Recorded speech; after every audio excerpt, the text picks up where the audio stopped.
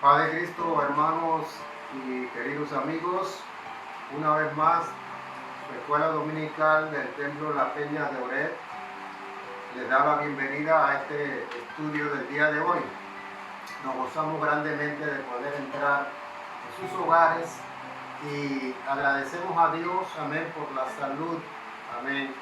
Agradecemos a Dios por el alimento y por todo, porque a todo se lo debemos a Él, como dice el cántico. En este día, hermanos, vamos a buscar la palabra de Dios en el libro de Apocalipsis. Recuerden que estamos viendo los eventos de los últimos tiempos. Y el libro de Apocalipsis es el libro que habla precisamente de esto. En el capítulo 20 del libro de Apocalipsis, en los versos 1 y 2, dice así la palabra de Dios. Vi a un ángel que descendía del cielo con la llave del abismo y una gran cadena en la mano, y prendió al dragón, la serpiente antigua, que es el diablo y Satanás, y lo ató por 1000 años. Vamos a orar para que Dios nos dé sabiduría, gracia, entendimiento, para que esta enseñanza, este estudio sea de gran bendición para nuestras vidas. Señor Jesús, damos gracias en esta mañana, bendito Dios. Bendice allá a mis hermanos, mis amigos en los hogares donde se encuentren, donde estén escuchando, viendo este estudio, y que este estudio sea de gran bendición para nuestra vida y podamos comprender todos los planes que tú tienes para nosotros, para la humanidad, en el porvenir. En el nombre de Jesús, amén. Hemos venido en forma escalonada viendo los distintos temas de los eventos de los últimos tiempos, como les mencionaba, que es lo que estamos viendo. Comenzamos con las señales del fin. Recuerden, los discípulos le preguntaron al Señor cuáles son las señales de tu venida, del fin del siglo. 3 preguntas le hicieron. Y vimos esas señales que el Señor les indicó a los apóstoles y por supuesto que quedó para la posteridad para nosotros. Luego hablamos acerca del arrebatamiento de la iglesia. Después hablamos acerca de la gran tribulación. Posteriormente tocamos el tema de la segunda venida de Cristo en la batalla de Armagedón o la guerra de Armagedón.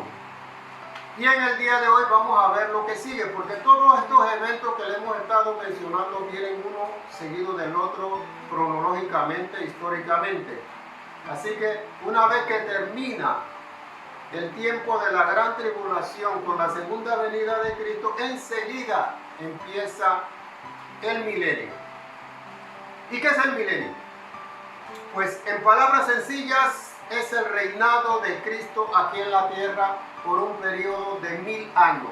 El Rey de Reyes, el Señor de Señores, el Hijo de Dios, descendiendo aquí a la tierra, estableciendo su reinado aquí mismo, en todo el planeta Tierra. Ese es el milenio. Esto del milenio o esto del reino de Dios aquí en la tierra es algo que le había sido revelado a los profetas. Y los judíos lo esperaban fervientemente. Ellos estaban a la espera del establecimiento del reino de Dios. Juan el Bautista predicaba y les decía: arrepentidos porque el reino de los cielos se ha acercado. Igual Jesús también. Entonces ellos esperaban que se estableciera ese reino en el momento en que ellos vivían aquí en aquellos tiempos. Solo que esperaban un reino que duraría mucho tiempo, sin saber a ciencia cierta cuánto sería el tiempo que duraría. Ya acá en el Apocalipsis, en la revelación que Dios le da a Juan, le indica, amén, que este tiempo sería de 1000 años.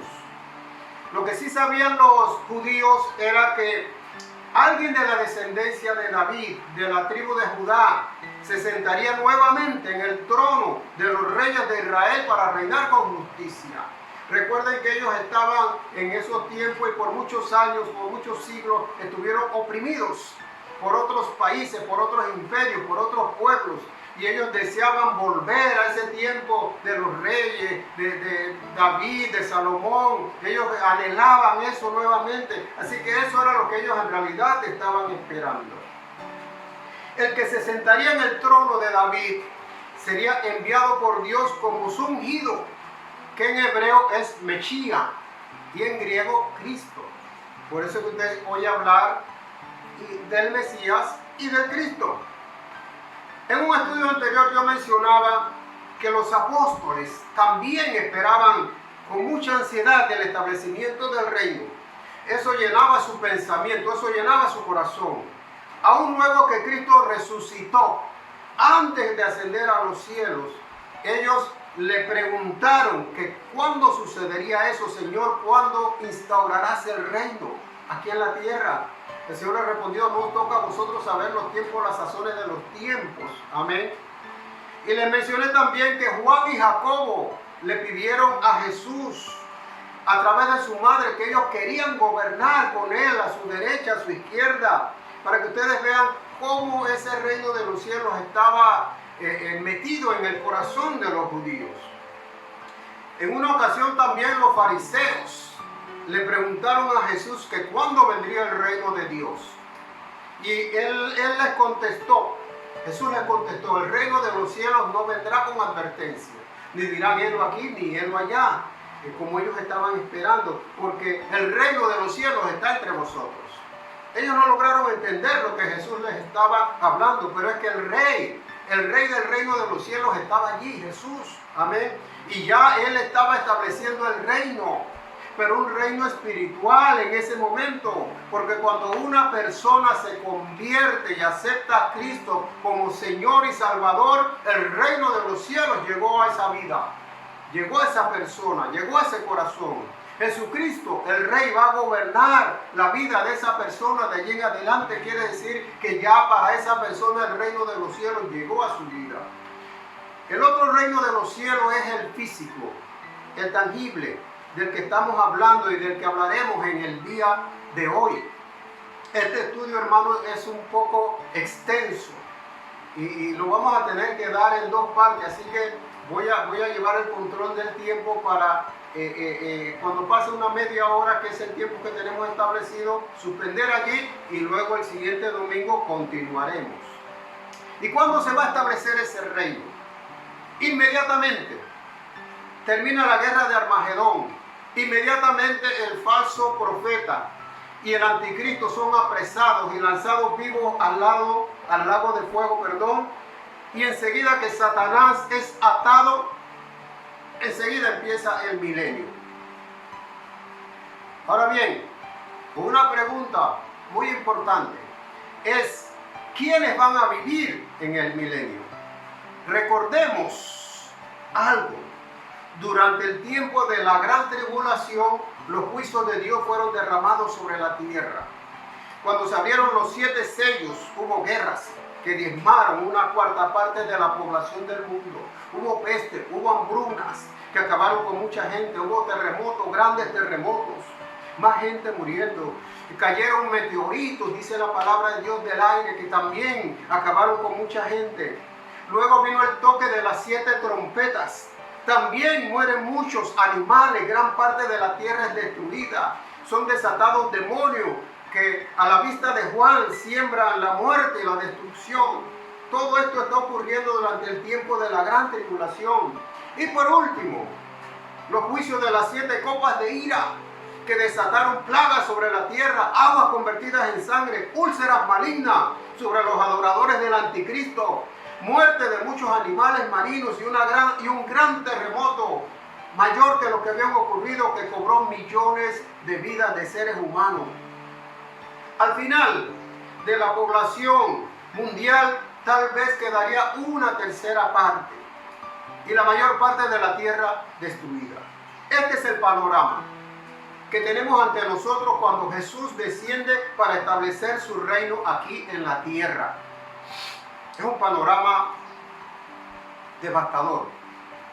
Ahora bien, como decían antes, y la pregunta más importante: ¿quiénes van a entrar al milenio? De esa población que quedó allí, mundial, que aún queda viva, ¿quiénes van a entrar al milenio? ¿Y quién va a decidir quién va a entrar al milenio? ¿Y qué sucederá con los que no entran? Para eso vamos a buscar la palabra de Dios en el Evangelio, según San Mateo, en el capítulo 25, un capítulo muy conocido de nosotros, porque allí está la parábola de las 10 vírgenes que tanto nos gusta a nosotros y de lo cual se ha enseñado tanto. Y aquí en el versículo 31, veamos Mateo capítulo 25, verso 31. Dice así, versos 1 y 2. Cuando el Hijo del Hombre venga en su gloria y todos los santos ángeles con él, entonces se sentará en su trono de gloria. Y serán reunidas delante de él todas las naciones, y apartará los unos de los otros, como aparta el pastor las ovejas de los cabritos. Esto nos habla de la segunda venida de Cristo, precisamente. Nos habla acerca de ese jinete que venía en el caballo blanco con un ejército celestial, ¿verdad? Y que vino para acabar con los ejércitos del anticristo y apresar al anticristo y al falso profeta. Recordemos también algo muy importante. La iglesia ya está en el cielo, ¿ya? Cuando hablamos de ovejas y de cabritos que pondrán los unos a la derecha y los otros a la izquierda, la iglesia no tiene nada que ver con eso. Porque muchas veces por falta de una buena interpretación y por falta de conocimiento y por falta de estudio, nosotros, ¿verdad?, leemos esto y pensamos que aquí están hablando de nosotros, de las ovejas, nosotros las ovejas, y está hablando de los cabritos, los malos, amén. Pero ya la iglesia está en el cielo, amén. Regresó, ¿verdad? Sí, con Jesús a la batalla de Armagedón, pero la iglesia tiene su morada en la Nueva Jerusalén. Recuerden que en el libro de Apocalipsis se habla de la Nueva Jerusalén. La iglesia no tiene nada que ver con este juicio, para que quedemos claros. También recordemos que en el capítulo 24 de Mateo Jesús habla sobre las señales del fin, que hablábamos antes, y sobre la gran tribulación. Así que ahora, siguiendo la secuencia, en este capítulo 25, él habla de lo que sucederá después de la gran tribulación. En este caso, las cosas están en un orden cronológico, por decirlo así. Bien, cuando el Hijo del Hombre venga en su gloria, como leímos allí en el verso 31, se refiere, como les dije, a la segunda venida de Cristo. Lo que vimos la semana pasada, Apocalipsis capítulo 19, versos 11 en adelante. Y apartará las ovejas a su derecha y los cabritos a su izquierda. Y les dice a los de su derecha, a las ovejas: venid, benditos de mi Padre, heredad el reino preparado para vosotros desde la fundación del mundo. Y les dice: porque tuve hambre y me diste de comer, tuve sed y me diste de beber, estuve enfermo y me visitaste en la cárcel, amén, y me fuiste a ver, amén. Y ellos le preguntan: Señor, ¿y cuándo fue que sucedió eso? Se quedaron extrañados. Y el Señor les responde: en cuanto se lo hiciste a uno de estos mis hermanos más pequeños, a mí me lo hiciste. Bien, luego le dirá a los de su izquierda: apartaos de mí, malditos, al fuego eterno, preparado para el diablo y sus ángeles. Y les dice: porque tuve hambre y no me diste de beber, tuve sed y no me diste de beber, estuve enfermo, no me visitaste. E igual que los primeros, ellos también le preguntan: Señor, ¿y cuándo les sucedió esto? Y él le dice: en cuanto no se lo hiciste a uno de estos mis hermanos más pequeños, a mí tampoco me lo hiciste. Estas personas, estas ovejas, cabritos, amén, que se habla así en términos figurados de ovejas y cabritos, fueron los que atravesaron toda la gran tribulación. Los primeros, las ovejas, fueron los que aceptaron el mensaje del evangelio del reino y además apoyaron a los que con riesgo de sus vidas estuvieron predicando durante ese tiempo. Recordemos que en ese tiempo Dios va a sacar de Israel 144,000, 12,000 de cada tribu. Va a escoger para que prediquen el evangelio del reino en todo el mundo, en toda la tierra. Y a medida que las personas se van convirtiendo, ellos a su vez se convierten en voceros, en heraldos del anuncio de la palabra de Dios. Entonces, estas personas, amén, que estamos viendo aquí, los que quedaron vivos después de tanta destrucción y muerte en el tiempo de la gran tribulación, ellos estuvieron apoyando a esas personas que estuvieron predicando, aun cuando corrían el riesgo de perder sus vidas si los descubrían. Los otros, los cabritos, fueron los adoradores del anticristo, los perseguidores de los que no aceptaron el sello de la bestia ni adoraron la imagen del anticristo puesta en el templo de los judíos por el falso profeta. Así que las ovejas, las de la derecha, entran al reino milenial, mientras que los otros, los adoradores del anticristo, son arrojados vivos al infierno, donde sus cuerpos son destruidos, pero sus almas siguen viviendo, pero en tormento, bajo tormento. Si nosotros recordamos, Jesús en el capítulo 24 de Mateo, hablando allí acerca de la gran tribulación, anticipa este juicio de las naciones. Lo hace en los versículos 40 y 41. Si usted busca ahí el versículo 40 y 41, dice lo siguiente: entonces estarán dos en el campo, el uno será tomado y el otro será dejado. Dos mujeres estarán moliendo en un molino, la una será tomada y la otra será dejada. Entonces, ¿a qué se refiere esto? Hay una mala interpretación que se le ha dado a este pasaje, a estos versículos, y es que se trata del rapto de la iglesia. No, hermanos. Estamos hablando del tiempo de la gran tribulación y nosotros no vamos a estar ya en el tiempo de la gran tribulación. Por cuanto guardaste la palabra de mi paciencia, yo también te guardaré de la hora de la prueba, dijo el Señor.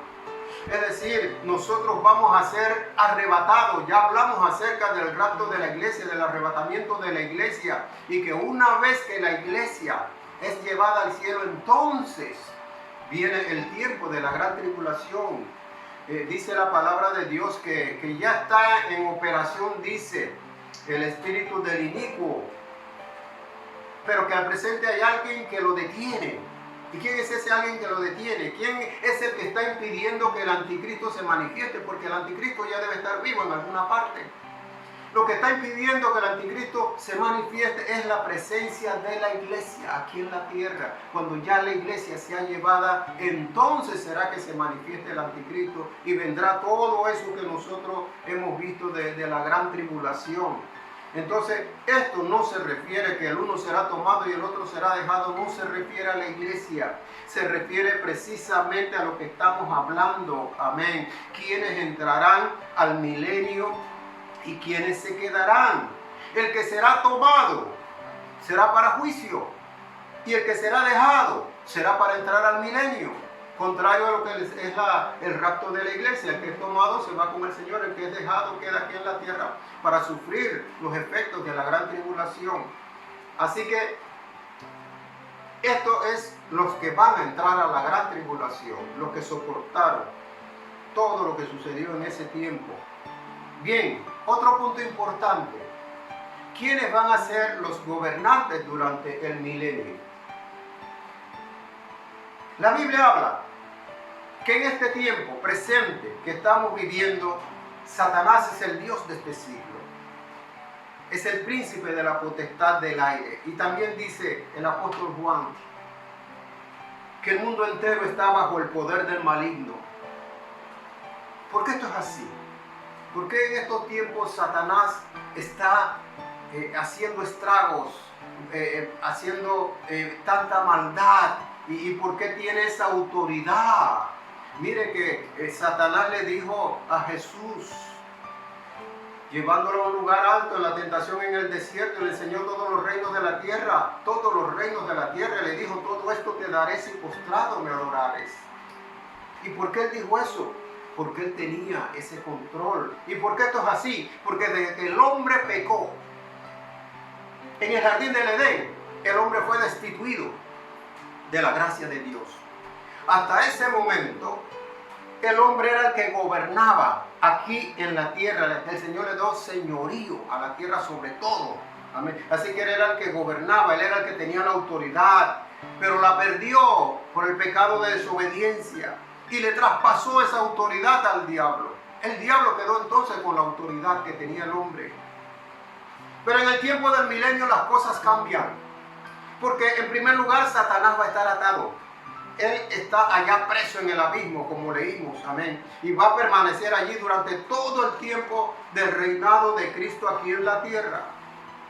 Para confirmar, Zacarías 14:9 nos habla acerca de quién será el gobernante en ese tiempo del milenio. Dice Zacarías 14:9, y Jehová será rey sobre toda la tierra. En aquel día Jehová será uno y uno su nombre. Está hablando del tiempo del milenio. Ustedes hemos estado tocando este capítulo 14 de Zacarías ya hace un par de estudios anteriores. En el estudio anterior lo hablamos. Amén. Él habla precisamente de Jerusalén y las naciones aquí, y habla de ese tiempo de la gran tribulación, la batalla de Armagedón y luego el establecimiento del milenio. Isaías, que es el profeta que más habla acerca de este tema, nos dice en el capítulo 9, verso 7. Ustedes, para nosotros es muy conocido Isaías capítulo 9, verso 6. Bueno, aquí estamos hablando de Isaías capítulo 9, verso 7. Un momentito, hermano. Isaías capítulo 9, el verso 7. Dice así la palabra de Dios. Usted allá en su casa, usted siempre, cuando llegamos a estos estudios, usted tenga la Biblia en la mano y vaya buscando esos pasajes que les vamos indicando. Isaías capítulo 9, verso 7. Hablando acerca de ese gobierno de Cristo aquí en la tierra, dice: lo dilatado de su imperio y la paz no tendrán límite. Sobre el trono de David y sobre su reino se sentará Jesucristo, disponiéndolo y confirmándolo en juicio y en justicia desde ahora y para siempre. Es decir, solamente le estoy citando 2 versículos, pero en muchas partes de la palabra de Dios se habla de que el que va a gobernar en el tiempo del milenio, el gobernante supremo va a ser Jesucristo. Amén. Pero ¿quiénes van a gobernar junto con Cristo? Él no va a gobernar solo. Hay quienes le van a acompañar ahí. Y vamos a ver, en primer lugar, con relación al pueblo de Israel. Porque recuerde que el gobierno de Cristo va a ser mundial sobre todas las naciones de la tierra. Amén. Pero vamos a ver en el caso de Israel. Vamos a buscar Lucas capítulo 22, los versos 8. Ahí vamos a darnos cuenta quién más va a estar gobernando junto con Jesucristo en el tiempo del milenio. Lucas capítulo 22, los versos... Lucas capítulo 22, versos 28 al 30. Jesús está hablando con sus discípulos, con los apóstoles, y les dice: pero vosotros sois los que habéis permanecido conmigo en mis pruebas. Yo pues os asigno un reino, como mi Padre me lo asignó a mí, para que comáis y bebáis a mi mesa en mi reino y os sentéis en tronos, juzgando a las 12 tribus de Israel. Quiere decir que durante el tiempo del milenio los apóstoles serán los que van a estar gobernando sobre Israel. Si usted quiere, luego busquen Mateo capítulo 19, verso 28, que es un pasaje paralelo y dice lo mismo. Amén. Ahora bien, ya tenemos a Jesús, ya tenemos a los apóstoles.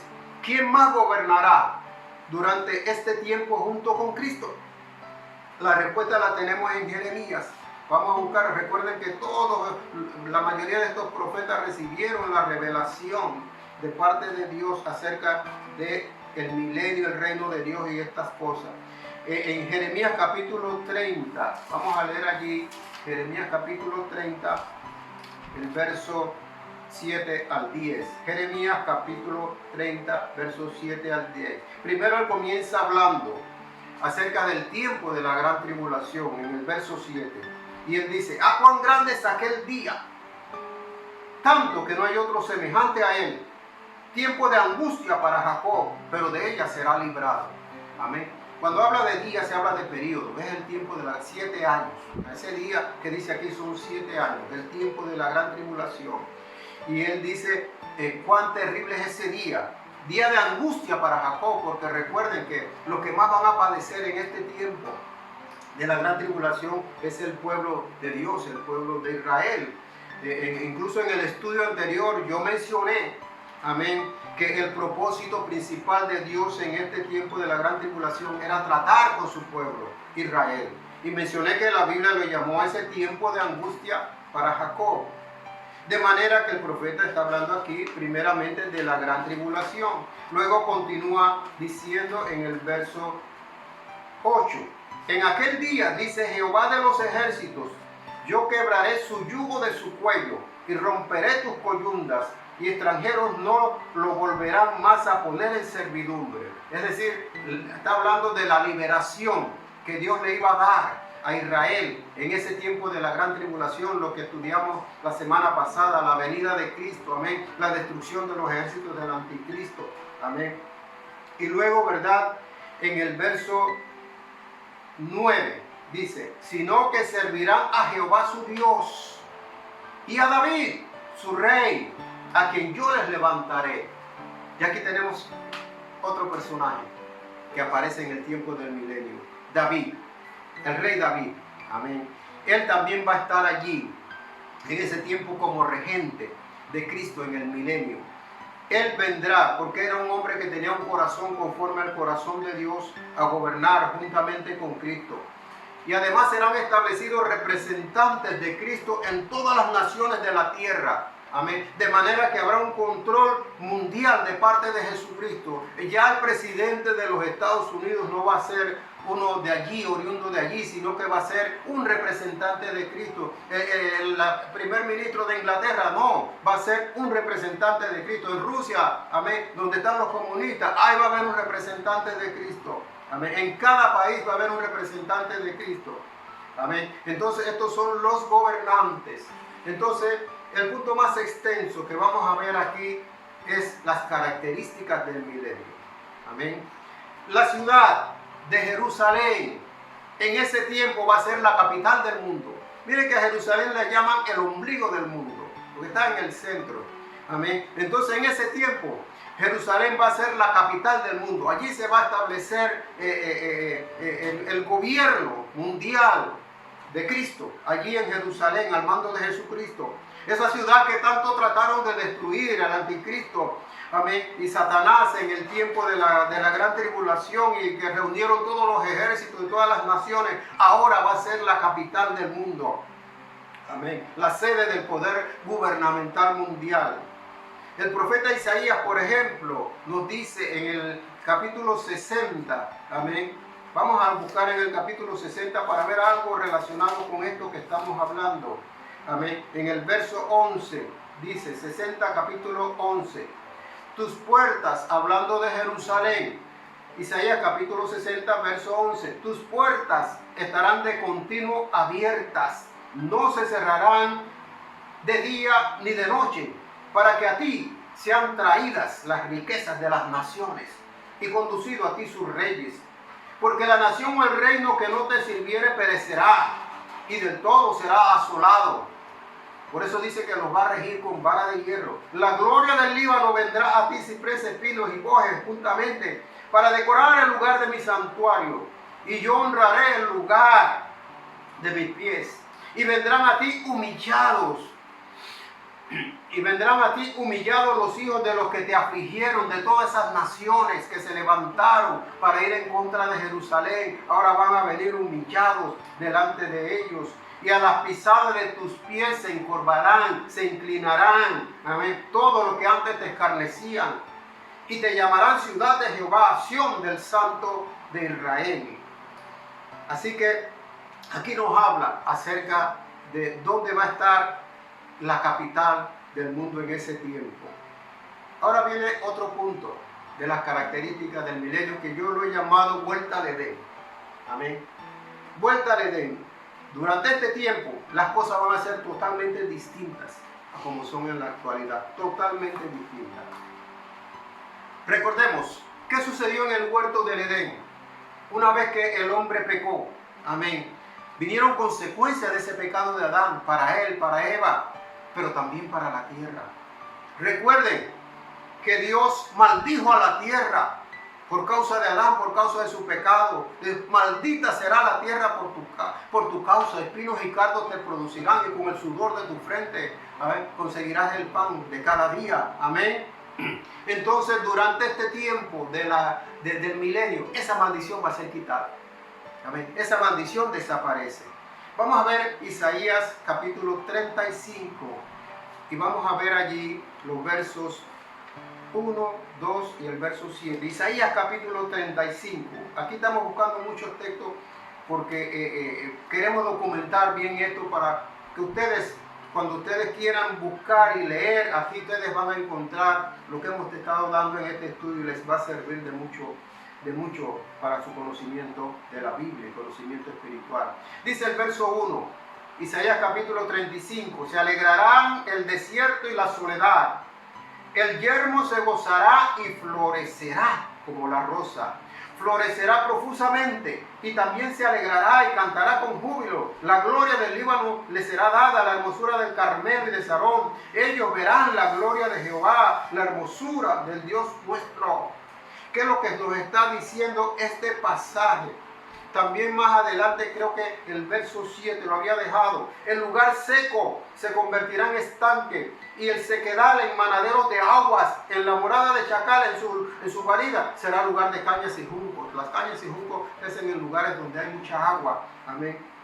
Entonces, ¿qué es lo que nos está diciendo eso? Hoy en día, hermanos, amigos, hay muchos desiertos en el mundo que abarcan miles y miles de kilómetros cuadrados, y cada día con lo que está sucediendo del efecto invernadero, estos desiertos se están multiplicando, se están extendiendo, incluso están naciendo nuevos desiertos. Nosotros lo estamos viendo aquí en nuestro propio país.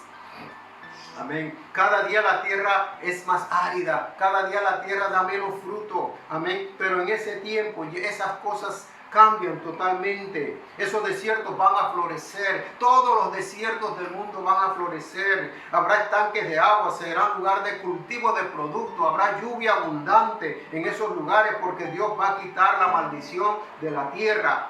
Así que esa es una de las características del milenio. También dice en el capítulo 30 aquí de Isaías, en los versos 23, y 24. Dice así la palabra de Dios. Entonces, Isaías capítulo 30, versos 23 y 24. Entonces dará el Señor lluvia a tu sementera cuando siembres la tierra, y dará pan del fruto de la tierra, y será abundante y pingo, y tus ganados en aquel tiempo serán apacentados en espaciosas dehesas.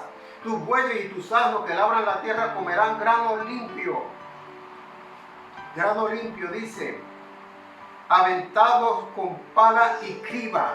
Amén. Hoy en día Israel es uno de los países que tiene menos porcentaje de lluvias, de caída de lluvia, de precipitación de agua.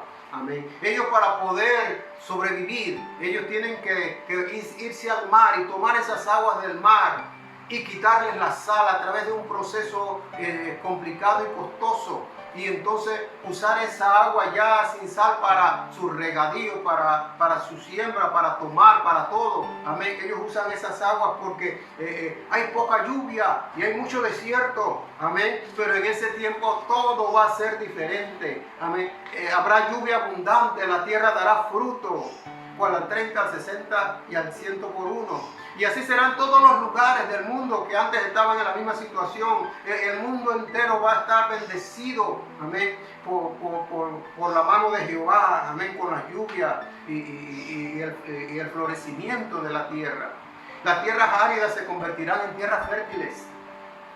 Bien, otra característica va a ser que será eliminada la enfermedad de la tierra. Con este punto vamos a llegar a lo que vamos a tratar en el día de hoy, porque ya tenemos 30 minutos, amén, de estar dando este estudio.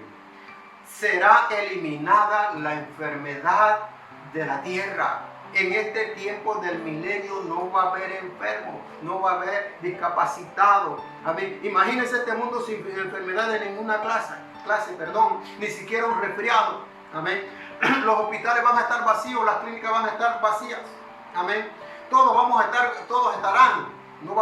estarán gozando de buena salud. No hay cáncer, no hay sida, no hay enfermedades del corazón, ningún tipo de enfermedad. Amén. No habrá inválidos, ciegos, mudos, sordos. No, todo el mundo va a estar bien. Eso sucederá durante el tiempo del milenio. Vamos a buscar ahí mismo en Isaías. Amén. Porque todo lo que estamos diciendo tiene el respaldo de la palabra de Dios. En Isaías capítulo 35, versos 5 y 6. Busque allí Isaías capítulo 35. Dice así la palabra de Dios. Entonces los ojos de los ciegos serán abiertos y los oídos de los sordos se abrirán. Entonces el cojo saltará como un ciervo y cantará la lengua del mudo, porque aguas serán cavadas en el desierto y torrentes en la soledad. Esta es una profecía de algunas que hay en la Biblia que tiene un doble cumplimiento. ¿Cómo así? Porque esto se cumplió en los tiempos de Jesús, pero también se va a cumplir en los tiempos del milenio. Recordemos, amén, que en esos tiempos llegaron los mensajeros de Juan el Bautista, que estaba en la cárcel, y llegaron donde Jesús y le preguntaron, dice Juan, que si tú eres el que estamos esperando o debemos esperar a otro. Entonces él cita esta escritura y le dice, miren, los ojos de los ciegos son abiertos, los sordos oyen, los paralíticos se levantan y el evangelio del reino es anunciado a los pobres. Díganle eso a Juan. Entonces, durante el tiempo de Jesús esto tuvo su cumplimiento, pero también ahora en el tiempo del milenio también va a tener su cumplimiento, porque ahí no va a haber enfermedad. ¿Cuántos dan gloria a Dios? Allá en su hogar donde usted se encuentra, déle la gloria y la alabanza al Señor. Amén. Estas son cosas increíbles, amén, que nosotros no podemos imaginarnos que van a suceder, pero esto está escrito en la palabra de Dios, hermano. Y yo solamente le doy un par de citas porque el tiempo, como les decimos aquí, es corto, pero usted puede investigar y buscar, amén, a través de la Biblia, amén, los amarres que hay ahí de la cita, los que están al pie de la página. Ustedes pueden buscar también la concordancia, amén, y ustedes pueden verificar estas cosas. Así que, hermanos, vamos a llegar hasta allí, y en la próxima clase, en el próximo domingo, vamos a terminar este estudio del milenio. Nos gozamos grandemente, hermanos, cada vez que compartimos con ustedes estas enseñanzas. Amén. Y como les dije la semana pasada, como les digo cada vez, amén, que tengo la oportunidad, amén, usted puede ver este estudio ahora mismo. Y si usted lo quiere volver a ver, solamente tiene que buscarlo en el canal Asamblea Apostólica La Peña de Oreb, y ahí usted lo va a encontrar. Puede ver este estudio, puede ver los mensajes, los sermones del pastor, amén. Puede ver muchas cosas, amén, allí. Pero lo que le quiero decir es que esto está a disposición de usted para verlo o escucharlo las veces que usted quiera. Y le pedimos, como siempre, que compartan este enlace, amén, con otras personas, con amigos, con vecinos, con hermanos de otras iglesias, amén, para que ellos también adquieran este conocimiento, amén, y también para que se suscriban a nuestro canal, porque estamos pidiendo suscriptores, amén, para llegar a la cantidad de 1000 suscriptores, amén. Le explicaba en otras ocasiones, amén, que cuando lleguemos a esa cifra vamos a tener otros beneficios de parte de YouTube, del canal de YouTube. Amén. Así que, hermanos, vamos a llegar hasta aquí en el día de hoy. Que tengan un buen día. Amén. Una buena semana. Que Dios los bendiga y los guarde. Amén. Estamos ya saliendo de este tiempo de pandemia. Amén. Con la ayuda del Señor, aunque estamos en la tercera ola, dice, y las cosas están aumentando, pero se están vacunando, la gente se está vacunando. Amén. Yo les recomiendo, hermano, amigo, vacúnese. Amén. Vacúnese, que la sabiduría a los científicos, a los hombres de ciencia, amén, se la dio Dios. Amén. Dios permitió esto, pero también está dando la salida. Aproveche la salida que Dios le está dando. Amén. Porque no va a vivir toda su vida con ese temor de que se va a enfermar. El COVID mata, la vacuna no mata. Amén. Así que vacúnese, hermanos y amigos. No estoy pagado por el MINSA para hacer, ni por el gobierno para hacer esta propaganda. Lo digo de parte mía, amén, porque tengo esa convicción. Ya yo, gracias a Dios, me puse las 2 dosis, amén, y estoy protegido en el nombre de Jesús, amén. Y a la persona no significa que no nos va a dar COVID, no puede dar COVID, pero va a ser algo leve. Es como la vacuna de la influenza, amén. A usted le puede dar resfriado, le puede dar influenza, pero va a ser leve, amén. Así que Dios me los bendiga y nos estaremos viendo el próximo domingo. En el nombre de Jesús, amén.